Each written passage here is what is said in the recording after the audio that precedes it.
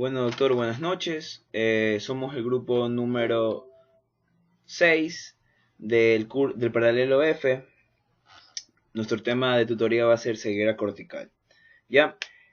Los integrantes van a ser Pérez Frank, Quiñones Ángelo y Martillo Luis. Voy a hablar un poco de lo que es el resumen y la introducción. En el resumen vamos a decir que nuestro paciente nos va a dar un cuadro de ceguera cortical o también discapacidad visual neurológica, de la cual esta enfermedad se va a dar por lo que es una lesión en los lóbulos occipitales. También se va a dar en la área 17 de Brockman, de los cuales ningún órgano va a estar afectado, órgano visual, ni la área visual va a estar afectada en esta sí. La ceguera cortical también puede ser provocada por lo que son las hemorragias, por los accidentes cardiovasculares, por los hematomas o por los traumas cráneoencefálicos, ¿ya? Podemos decir que la ceguera cortical en sí es una enfermedad poco común, de lo cual el paciente va a perder la visualización completa de lo que es la visualización. Bueno, seguimos con lo que es la introducción. Mi compañero estaba hablando acerca de todo lo relevante acerca de este caso clínico. Como podemos ver aquí, hay una imagen referente a la vía visual para poder entender cómo es que se da todo este tipo de sintomatologías. Podemos ver que hay partes de lo que vendría a ser esta parte de aquí, donde están las retinas nasales. Al mismo tiempo vemos hacia el lado lateral lo que vendrían a ser las retinas, en este caso temporal. Vemos que cruzan, las únicas que cruzan en el quiasma óptico son las retinas nasales, debido a que ahí ocurre un entrecruzamiento o una decusación propiamente dicha. Luego de ahí se dirige hacia lo que vendría a ser el cuerpo geniculado externo, para luego pasar en forma de curva hacia la corteza occipital, específicamente el área 17 de Brockman. Vemos que a medida que llega a la cisura calcarina, lo que es el cuadrante superior se va a proyectar sobre la superficie superior de la cisura calcarina, donde compromete el campo visual inferior. Y el cuadrante inferior corresponde, debajo de la cisura calcarina, al cuadrante inferior y el campo visual superior. A ver, siguiendo con los temas de la exposición, tenemos el desarrollo del caso clínico, el cual dice que tenemos un paciente de sexo masculino de 45 años que entra a la sala de emergencias un poco confundido, un poco aturdido, por no poder diferenciar los rostros de los presentes. Tenemos que ingresa con una cefalea severa, con una visión turbia, con una hipertensión arterial, una pérdida del impulso visual y una disminución de la percepción de la luz. Se le pregunta, se le hace una serie de preguntas a nuestro paciente, se descubre que es un peluquero, fuma de 3 a 5 cigarrillos al día, etcétera, etcétera. A los 2 días se le hizo un TAC para descubrir que tiene un hematoma bilateral. En la discusión se hablará más a fondo de este caso. Bueno, llegamos al tema de lo que es la discusión.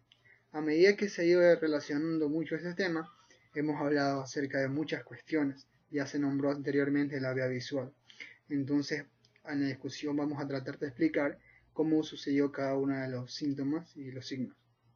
La cefalia o dolor de cabeza intenso se produjo principalmente a nivel que este paciente tenía lo que era un cuadro de hipertensión anteriormente dado en su historial.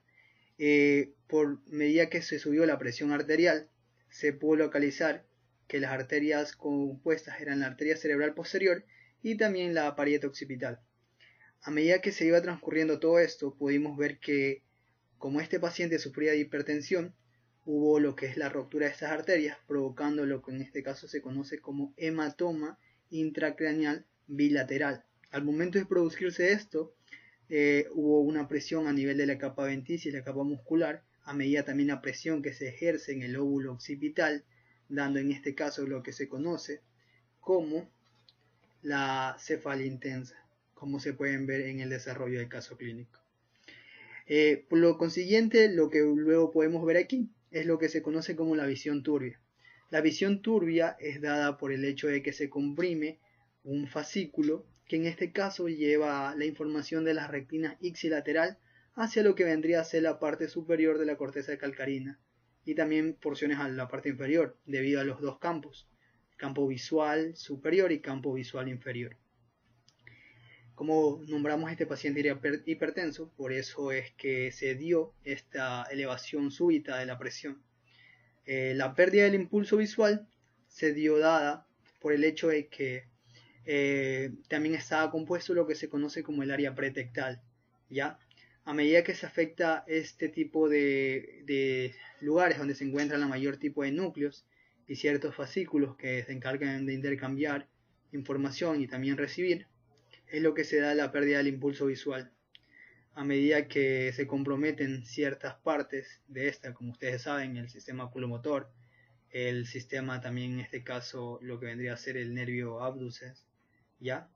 Y recordemos que el área pretectal o los núcleos pretectales se encargan de lo que vendría a ser el reflejo fotomotor y también parte del reflejo de acomodación de la mirada, ya que cuando ésta se ve alterada podemos conocer lo que se conoce como movimientos sacádicos. Luego la disminución de la percepción de la luz, tenemos que tomar en cuenta que lo que en este caso lo que se vendría a conocer como la dilatación pupilar, o también conocida como miosis, esto aquí se produce por fibras parasimpáticas provenientes del núcleo de Edinger-Westphal. A medida que iba transcurriendo este paciente, se le hizo bastante estímulos luminosos, para que así pudiera preservar la mirada de manera más prolongada. Entonces, a medida que se transcurrió y comenzaron a hacer estos impulsos, se pudo ver que había mayor dominancia en un lado del ojo que el otro, ¿ya? Se tomó en cuenta que luego de una discusión de los doctores en este caso, este paciente, después de 3 días, comenzó a tener mejores resultados. Ya no le dolía tanto la cabeza y también mejoró un poco mejor su visión, pero del lado derecho. Este paciente, al final de todo, contó con un síndrome que es pocamente conocida en las lesiones bilaterales del lóbulo occipital. Al final tomó la decisión de marcharse a su casa y no tomar asunto a ningún caso, ningún síntoma. Simplemente se retiró a su casa y él dijo o pronunció que no sentía nada, que él podía ver bien, aún así cuando se tropezaba y no podía alcanzar ningún objeto. Gracias.